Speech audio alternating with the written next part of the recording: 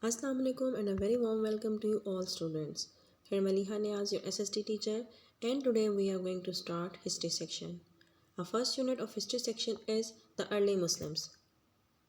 In the 7th century, with the death of the 4th Caliph Hazrat Ali Raziyallahu anha, the influence of Islam had spread beyond Arabia. Major expansion took place duration of Hazrat Umar Raziyallahu anha. First dynasty of Muslim was Umayyad dynasty. It came to power in 661 under Muawiyah ibn Abu Sufyan. He was the governor of Syria. This period is noted for the expansion of Muslim territories across North Africa, Europe, and Asia. Bukhara and Samarkand came under Umayyad rule.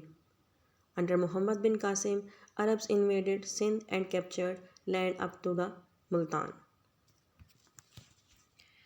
Arabs conquered Spain and even invaded France, where they were defeated at the Battle of Taurus in 732.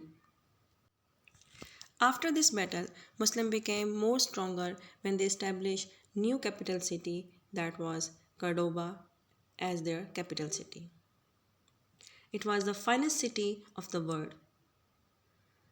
This was progressive society which produced many thinkers and scientists, writers as well. This dynasty ruled till 750, when second dynasty Abbasids defeated them. In the 8th century, Abbasids established their dynasty. Two of the most famous rulers were Harun al-Rashid and his son. Abbasids made their capital city as Baghdad. Baghdad gained more fame as the most developed and cultured city. In Islamic history, Abbasid period is known as the age of wealth and culture. Learning and education in all fields were encouraged. Especially the field of mathematics, art, literature, and poetry were more established. Mamun established the Baitul Hikmah, which is known as House of Wisdom, where most intellectual people came and work over there. Abbasid dynasty came to an end with the fall of Baghdad in 1258.